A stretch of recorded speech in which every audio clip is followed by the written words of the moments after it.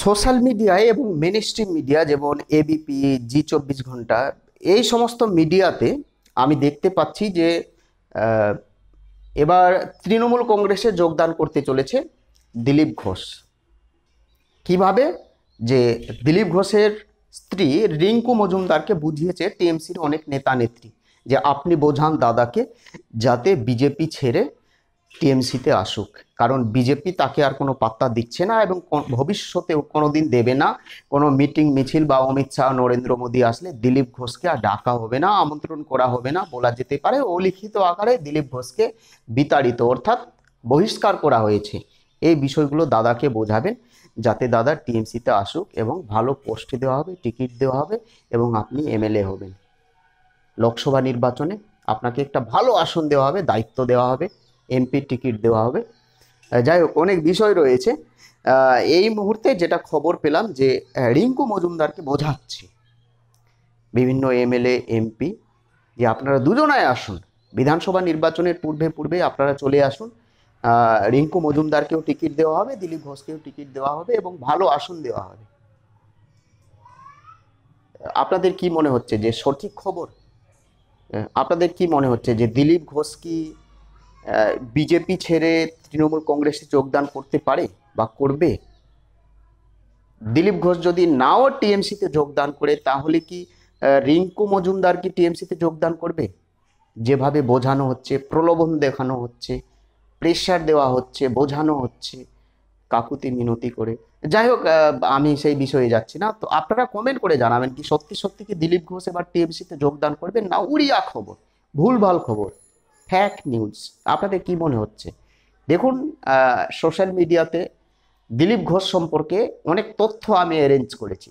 দিলীপ ঘোষ অনেক ক্ষেত্রেই বলেছেন যে আমি কোনো দিন টিএমসিতে যাব না, তৃণমূল কংগ্রেসে কোনো দিনই আমি যোগদান করব না, প্রয়োজনে আমি রাজনীতি ছেড়ে দেব।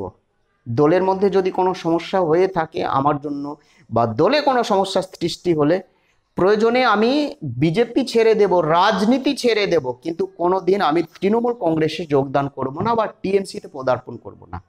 একেবারে স্পষ্ট বার্তা দিয়ে দিয়েছে মেন স্ট্রিম মিডিয়ায় দিলীপ ঘোষ প্রায় 2.5 থেকে 3 মাস পূর্বে। আমি দেখেছি সেটা।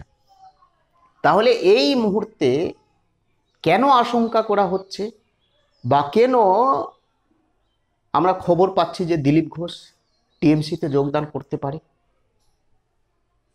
তার কোনো বিশ্বাস নেই। বিজেপির কোন নেতা কবে টিএমসিতে চলে যাবে তার কোনো বিশ্বাস নেই। অন্তত আমাদের রাজ্যবাসী, আরএসএস যত কর্মী সমর্থক রয়েছে, বিজেপির যে সমস্ত মণ্ডল সভাপতি, বুথ প্রেসিডেন্ট বা জেলা সভাপতি এবং বিজেপির যারা আমাদের রাজ্যের বঙ্গ বিজেপির যে সমস্ত নেতা নেত্রী ছিলেন, তারা স্বপ্নেও ভাবতে পারেননি যে দিলীপ ঘোষ তার মতো একজন ব্যক্তি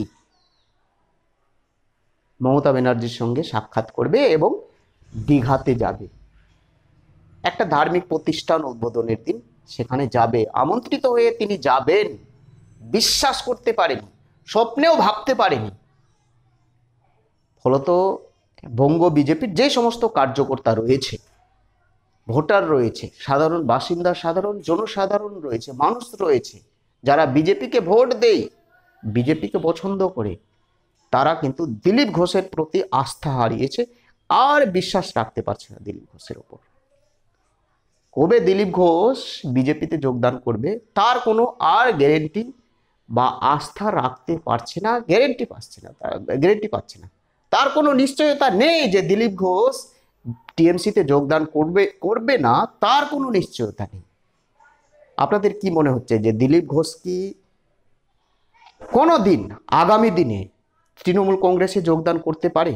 আপনাদের কি মনে হচ্ছে? সূত্র মারফত বা গোপন সূত্রে আপনাদের কাছে যদি কোনো খবর থাকে কমেন্ট করে জানাবেন। তো আপনাদের কমেন্টের ভিত্তিতে এবার আমি ভিডিও করব এবং সেই খবরগুলো সম্প্রচার করব। অবশ্যই কমেন্ট করে জানাবেন। প্রত্যেকে ভালো থাকবেন, সুস্থ থাকবেন। করোনা কিন্তু হু হু করে বাড়ছে। বাইরে গেলে, ভিড়ভাড় জায়গায় গেলে আপনারা প্রত্যেকে কিন্তু মাস্ক ব্যবহার করবেন, এইটুকু অনুরোধ। নতুন হয়ে থাকলে চ্যানেলটিকে সাবস্ক্রাইব করে দেবেন। জয় হিন্দ।